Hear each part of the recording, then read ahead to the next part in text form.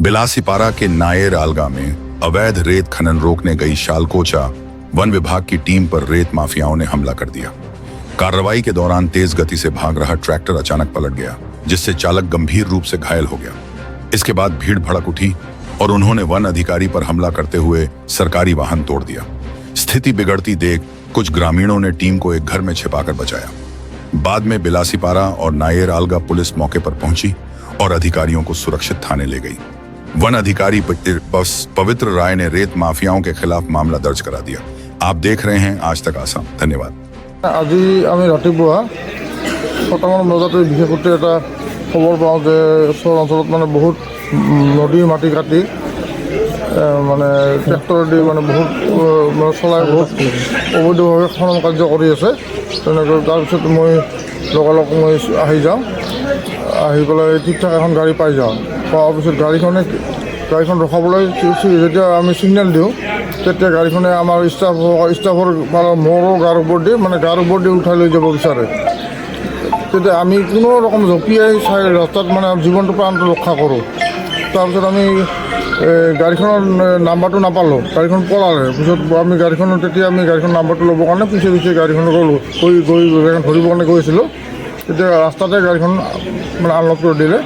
Unlock কৰি দিয়াৰ পিছত আমি গাড়ীখন যিহেতু বেক চাইডে নাম্বাৰ নাছিলে, নাম্বাৰটো লোৱাৰ কাৰণে আমি গাড়ীখনৰ পিছা কৰিছিলোঁ।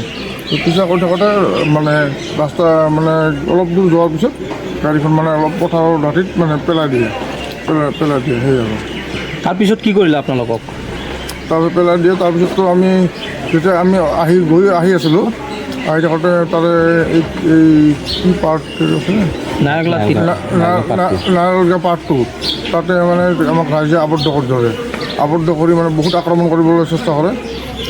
প্ৰায় 400মান মানুহ আছিলে, আক্ৰমণ কৰিব ধৰে। তেতিয়া লগে লগে মই মোৰ উদৰম কৰ্তৃপক্ষক জনাওঁ আৰু বিলাসীপাৰা আৰক্ষী বিষয়াক জনাওঁ, ভাৰপ্ৰাপ্ত আৰক্ষী বিষয়াক আৰু নায়াৰগা আৰক্ষী বিষয়াক জনাওঁ।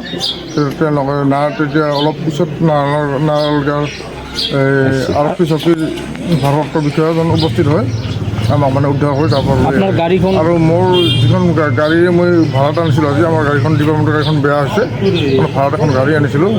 গাড়ীখন মানে চূৰ্ণ বিচূৰ্ণ কৰি ভাঙি চিঙি মানে নষ্ট কৰি দিয়ে, চূৰ্ণ বিচূৰ্ণ কৰে ভাঙি। ৰাইজে এতিয়া কি কৰিব আপোনাৰ? এতিয়া মই এজাহাৰ দাখিল কৰিম মানে বালু মাফিয়াৰ বিৰুদ্ধে। হয়, উপযুক্ত মানে যিকেইজন মানে মোক গাড়ীখন ক্ষতি কৰিলে প্লাছ আমাক এটা মানে আটক কৰি যেনেকুৱা ধৰণৰ কি আক্ৰমণ চলালে, তাৰমানে মই এটা এজাহাৰ দাখিল কৰিম। কি নাম আছিল সিহঁতৰ? নামবিলাকতো নাজানো, মই নামবিলাক নাজানো। আপোনাক কি প্ৰায় মাৰাৰ ভাবুকিত প্ৰদান কৰিছিলে? ট্ৰেক্টৰখনতো মোৰ লগতে মোৰ ষ্টাফ 3জন আছিলে, একদম গাৰ ওপৰতে উঠাব বিচাৰিছিল ট্ৰেক্টৰখন। কোনো ৰকম মানে আমি জঁপিয়াই ৰাস্তাৰ দাঁতিত প্ৰাণ ৰক্ষা কৰিছোঁ।